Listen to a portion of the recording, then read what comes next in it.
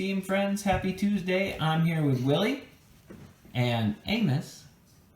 And today we are going to talk about birds. Of course. We have some bird friends that we've been watching.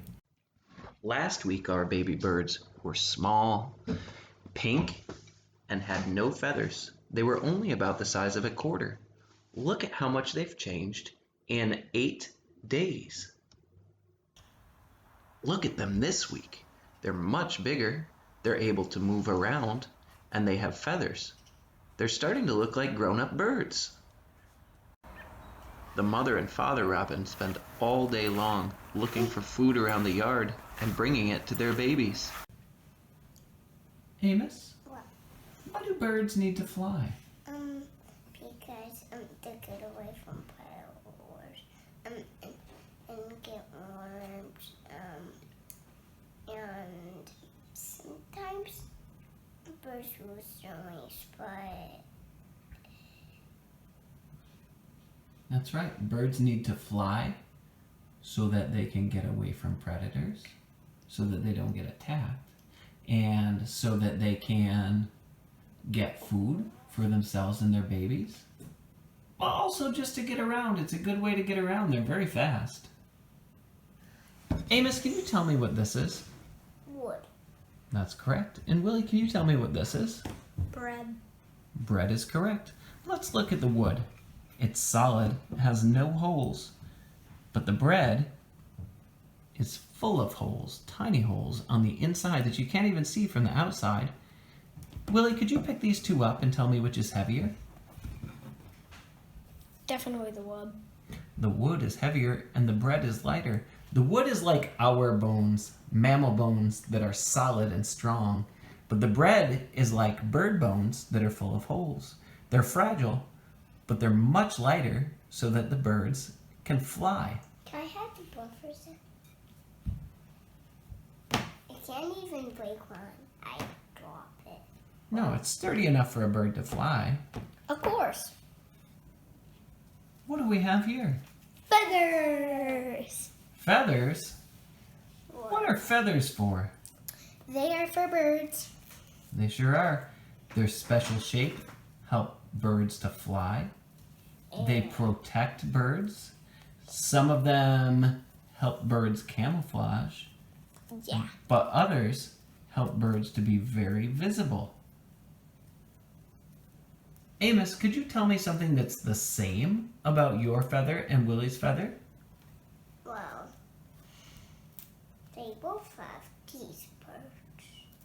They both have... This part, of course.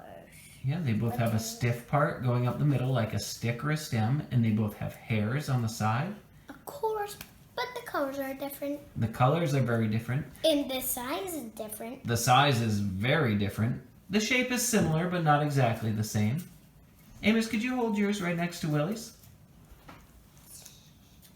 What else can you see that's the same? And what can you see that's different about these feathers? Well, mine has like stripes, like a stripe on this side, coming up and over, then turns into brown kind of stripe. Then it turns into some arrow stripes where it gets really thin. That just gets to the top. We have binoculars and a microscope and a telescope.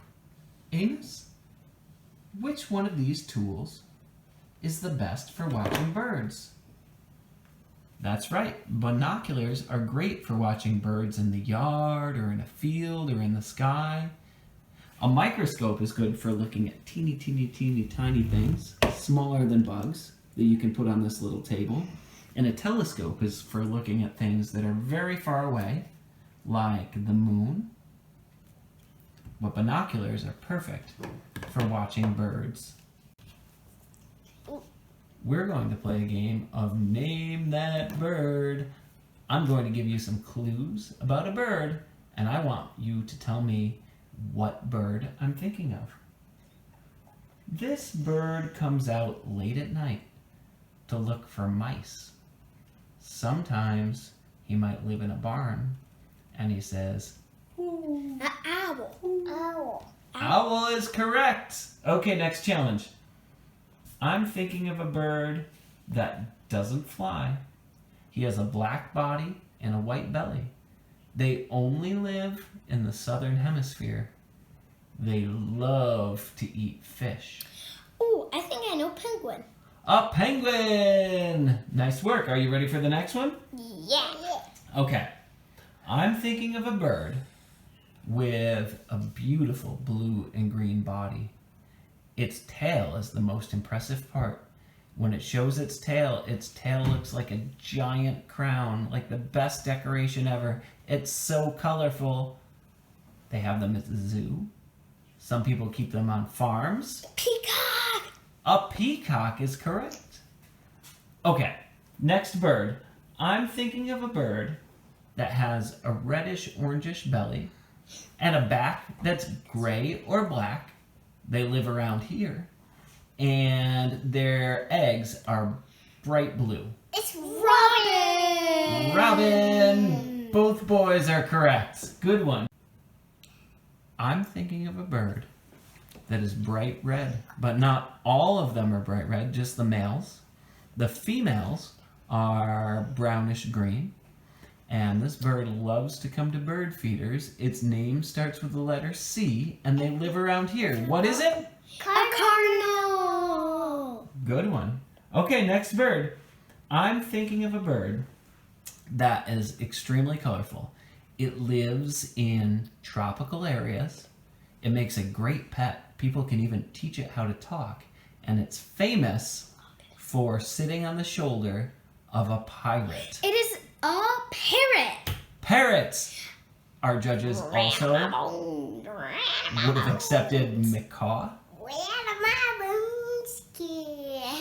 I am thinking of a bird that is as tall as a grown-up. It runs on two very tall legs, and it looks a little bit like a long-necked dinosaur. They have some at the zoo, and their eggs are very big. What was the name? Ostrich. An ostrich! Good one. All right, last one.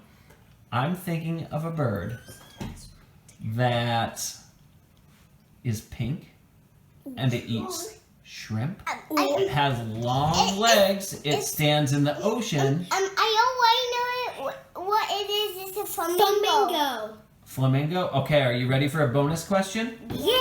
I am thinking of a bird that lives on farms, and every time I eat eggs, I eat this bird's eggs. A chicken! A chicken! Thanks for joining us to learn about birds. We'll see you next time.